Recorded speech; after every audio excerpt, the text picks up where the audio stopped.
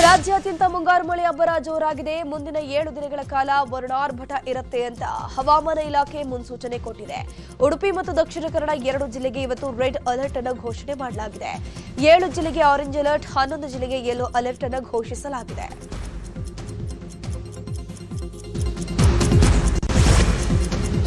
ಬೆಂಗಳೂರಿನಲ್ಲಿ ನಿನ್ನೆ ಸಂಜೆ ಮಳೆ ಅಬ್ಬರಿಸಿದೆ. ನಗರದ ಹಲವೆಡೆ ಮಳೆಯಾಗಿದ್ದು ಸವಾರರು ಪರದಾಟ ನಡೆಸಿದರು. Corporation, K R circle, K R market, Majestic, Rajajinagar, Vijayanagar, Hoodi, white field ಸೇರಿದಂತೆ ಯಶವಂತಪುರ ಸೇರಿ ಹಲವೆಡೆ ಮಳೆಯಾಗಿದೆ.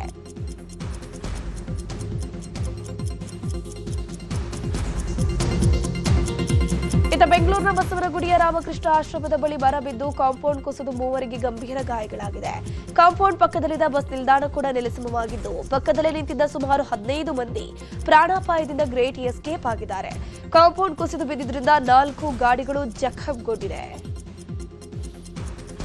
ಜಯನಗರ್ಗೆ ಹೋಗಕ್ಕೆ ಬಂದ ಇದ್ದೀನಿ. ಸಡನ್ ಇಲ್ಲಿ ಮಳೆ ಬಂತು ಜಾಸ್ತಿ. ಇಲ್ಲಿ ಬಸ್ ಸ್ಟಾಪ್ನಲ್ಲಿ ನಿಲ್ಲಿಸಿದೆ. 15 ಜನ ಇತ್ತು ಟೋಟಲ್, ಆಲ್ಮೋಸ್ಟ್ ಪೀಪಲ್ಲು.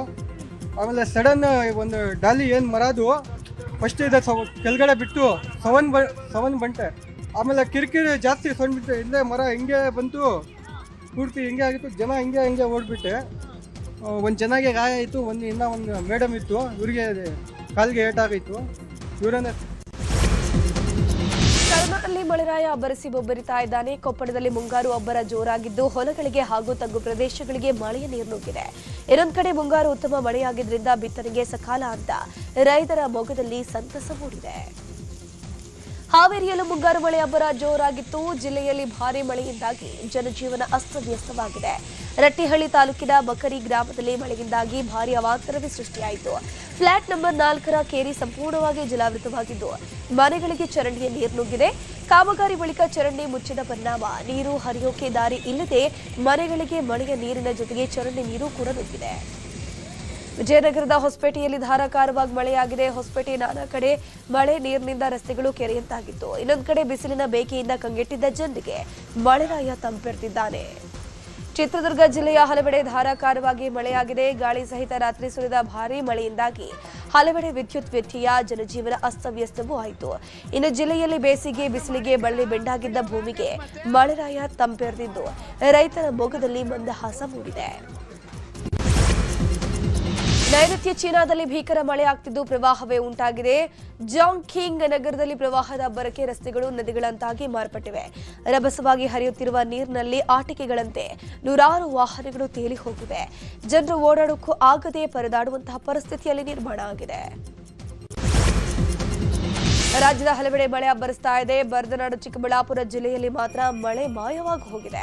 ಹೀಗಾಗಿನೇ ಬಿಜೆಪಿ ಜಿಲ್ಲಾಧ್ಯಕ್ಷ ಸೀಕಲ್ಲು ರಾಮಚಂದ್ರೇಗೌಡ ಮಳೆಗಾಗಿ ಚಂಡಿಕಾ ಹೋಮ ಹವನ ನಡೆಸಿದ್ರು. ಚಿಂತಾಮಣಿ ತಾಲೂಕಿನ ಸೀಕಲ್ಲು ಗ್ರಾಮದಲ್ಲಿ ಮಳೆಗಾಗಿ ಸತ್ಯನಾರಾಯಣ ಪೂಜೆ, ಹೋಮ ಹವನ ಮತ್ತು ಚಂಡಿಗಾ ಯಾಗವನ್ನು ನೆರವೇರಿಸಿದ್ರು. ಪೂಜೆಯಲ್ಲಿ ಹ್ಯಾಟ್ರಿಕ್ ಹೀರೋ ಶಿವರಾಜ್ ಕುಮಾರ್, ಗೀತಾ ಶಿವರಾಜ್ ಕುಮಾರ್, ಮಾಜಿ ಶಾಸಕ ಜಿಟಿ ದೇವೇಗೌಡ ಸೇರಿದಂತೆ ಹಲವು ಗಣ್ಯರು ಭಾಗಿಯಾಗಿದ್ರು.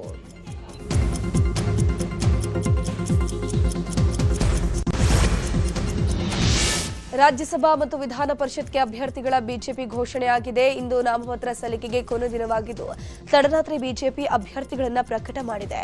ರಾಜ್ಯಸಭೆ ಡಾಕ್ಟರ್ ಎಂ ನಾಗರಾಜ್ ಹಾಗೂ ವಿಧಾನ ಪರಿಷತ್ಗೆ ಲಿಂಗರಾಜು ಪಾಟೀಲ್ ಮತ್ತು ರಾಘು ಕೌಟಿಲ್ಯ ಅವರನ್ನ ಬಿಜೆಪಿ ಕಣಕ್ಕಿಳಿಸಿದೆ.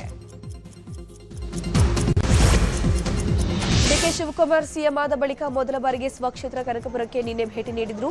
ಮುಳ್ಳಳ್ಳಿ ಗ್ರಾಮ, ನೆಲ್ಲಳ್ಳಿ ಸೇರಿದಂತೆ 20ಕ್ಕೂ ಹೆಚ್ಚು ಹಳ್ಳಿಗಳಲ್ಲಿ ರೋಡ್ ಶೋ ಮಾಡಿ ಜನರಿಗೆ ಧನ್ಯವಾದ ತಿಳಿಸಿದ್ರು. ಈ ವೇಳೆ ಕೆಂಕೇರಮ್ಮ ಹಾಗೂ ಕಬ್ಬಾಳಮ್ಮ ದೇವಿಗೆ ವಿಶೇಷ ಪೂಜೆಯನ್ನು ಸಲ್ಲಿಸಲಾಯಿತು. ಸಿಎಂ ಡಿಕೆ ಶಿವಕುಮಾರ್ ಬರ್ತಾ ಇದ್ದಂತೆ ಪಟಾಕಿ ಸಿಡಿಸಿ ದೊಡ್ಡ ದೊಡ್ಡ ಹಾರಗಳನ್ನು ಹಾಕೋದ್ರ ಮೂಲಕ ಅದ್ದೂರಿಯಾಗಿ ಸ್ವಾಗತವನ್ನು ಕೋರಿದ್ರು.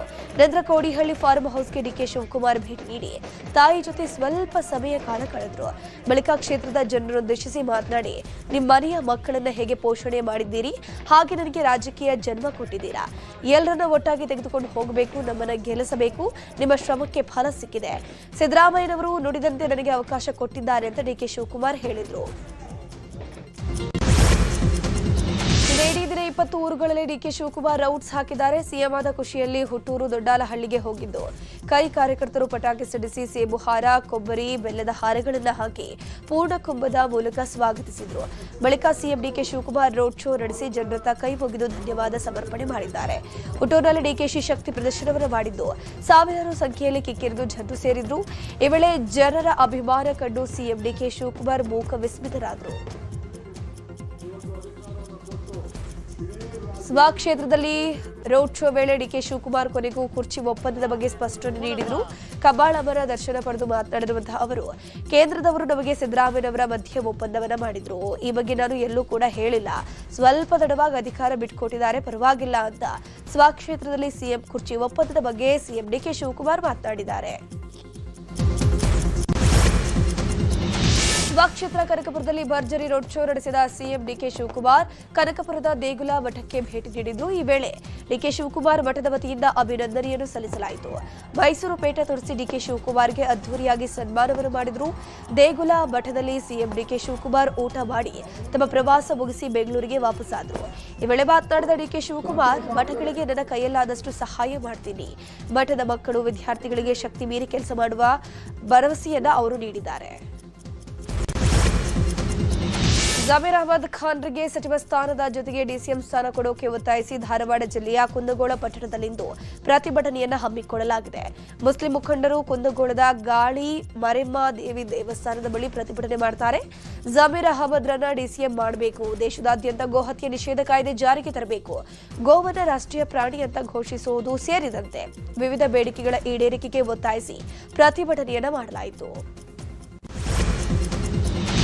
ಬೆಂಗಳೂರು ದಕ್ಷಿಣ ಜಿಲ್ಲೆಯ ಬಿಡದಿ ರೈತರ ಹೋರಾಟಕ್ಕೆ ಬಿಜೆಪಿ ಉಚ್ಚಾಟಿತ ಶಾಸಕ ಬಸನಗೌಡ ಪಾಟೀಲ್ ಯತ್ನಾಳ್ ಬೆಂಬಲವನ್ನು ವ್ಯಕ್ತಪಡಿಸಿದ್ದಾರೆ. ಇಂದು ಬಿಡದಿ ರೈತರ ಹೋರಾಟದಲ್ಲಿ ಶಾಸಕ ಯತ್ನಾಳ್ ಭಾಗಿಯಾಗಲಿದ್ದಾರೆ. ಈ ಮೂಲಕ ಸಿಎಂ ಡಿಕೆ ಶಿವಕುಮಾರ್ ತವರು ಜಿಲ್ಲೆಯ ರೈತರ ಹೋರಾಟಕ್ಕೆ ಯತ್ನಾಳ್ ಬಲ ತುಂಬಿದ್ದಾರೆ.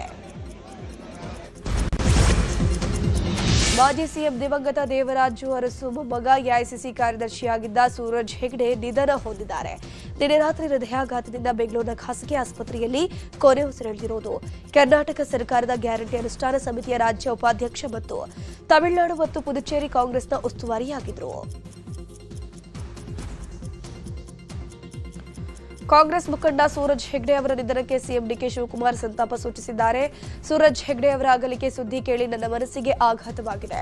ಚಿಕ್ಕ ವಯಸ್ಸಿಗೆ ಅವರು ನಮ್ಮನ್ನ ಅಗಲಿದ್ದಾರೆ ಅನ್ನೋದನ್ನು ನನಗೆ ನಂಬೋಕ್ಕಾಗ್ತಿಲ್ಲ. ಅವರ ಅಗಲಿಕೆ ಕಾಂಗ್ರೆಸ್ ಪಕ್ಷಕ್ಕೆ ತುಂಬಲಾರದಂತಹ ನಷ್ಟ. ಸೂರಜ್ ಅವರ ಆತ್ಮಕ್ಕೆ ಶಾಂತಿ ಸಿಗಲಿ, ಅವರ ಕುಟುಂಬ ಸದಸ್ಯರು ಹಾಗೂ ಅಭಿಮಾನಿಗಳಿಗೆ ಅವರ ಅಗಲಿಕೆ ನೋವು ಭರಿಸುವ ಶಕ್ತಿಯನ್ನ ಕರುಣಿಸಲಿ ಅಂತ ಭಗವಂತನಲ್ಲಿ ಪ್ರಾರ್ಥನೆ ಮಾಡ್ತೀನಿ ಅಂತ ಎಕ್ಸ್ನಲ್ಲಿ ಪೋಸ್ಟ್ ಹಾಕಿದ್ದಾರೆ. ಯುದ್ಧದಿಂದ ಜಾಗತಿಕ ಇಂಧನ ಬಿಕ್ಕಟ್ಟು ಮುಂದುವರೆದಿದೆ. ಗ್ಯಾಸ್ ಸಿಲಿಂಡರ್ ಬೆಲೆ ಗಗನಕ್ಕೇರ್ತಾನೆ ಇದೆ. ಇದೀಗ ಮತ್ತೆ ಸಿಲಿಂಡರ್ ಬೆಲೆ 29 ರೂಪಾಯಿ ಹೆಚ್ಚಳ ಮಾಡಲಾಗಿದ್ದು, ಈ ಬಗ್ಗೆ ಧಾರವಾಡದಲ್ಲಿ ಕೇಂದ್ರ ಸಚಿವ ಪ್ರಹ್ಲಾದ್ ಜೋಶಿ ರಿಯಾಕ್ಷನ್ ಕೊಟ್ಟಿದ್ದಾರೆ. ನಮ್ಮ ದೇಶದಲ್ಲಿ ಗೃಹ ಬಳಕೆ ಸಿಲಿಂಡರ್ ಸಮಸ್ಯೆ ಆಗದಂತೆ ಸರಬರಾಜು ಆಗ್ತಿದೆ. ಜನರಿಗೆ ತೊಂದರೆ ಆಗದಂತೆ ನಾವು ಹೆಚ್ಚು ಹಣ ಕೊಟ್ಟು ತರಿಸ್ತಾ ಇದ್ದೀವಿ. ಯುದ್ಧ ಅಂತ್ಯವಾದ ಮೇಲೆ ಸರಿಯಾಗಲಿದೆ ಅಂತ ಪ್ರಹ್ಲಾದ್ ಜೋಶಿ ತಿಳಿಸಿದರು. ಪೊಲೀಸ್ ಇಲಾಖೆಯಲ್ಲಿ ಮೇಜರ್ ಸರ್ಜರಿ ಆಗಿದೆ. ಹಿರಿಯ ಐಪಿಎಸ್ ಅಧಿಕಾರಿಗಳ ವರ್ಗಾವಣೆಯಾಗಿದೆ. ಪ್ರಣಬ್ ಮೊಹಾಂತಿ ಅವರನ್ನ ಸಿಐಡಿ ಡಿಜಿಯಾಗಿ ವರ್ಗಾವಣೆ ಮಾಡಲಾಗಿದ್ದು, ಕಮಾಂಡ್ ಸೆಂಟರ್ ಪ್ರಭಾರ ಡಿಜಿಯಾಗಿಯೂ ಮುಂದುವರಿಕೆ ಮಾಡಲಾಗಿದೆ. ಚಂದ್ರಗುಪ್ತ ಅವರನ್ನ ಇಂಟೆಲಿಜೆನ್ಸ್ ಐಜಿಯಾಗಿ ನೇಮಕ ಮಾಡಿ ರಾಜ್ಯ ಸರ್ಕಾರ ಆದೇಶವನ್ನು ಹೊರಡಿಸಿದೆ.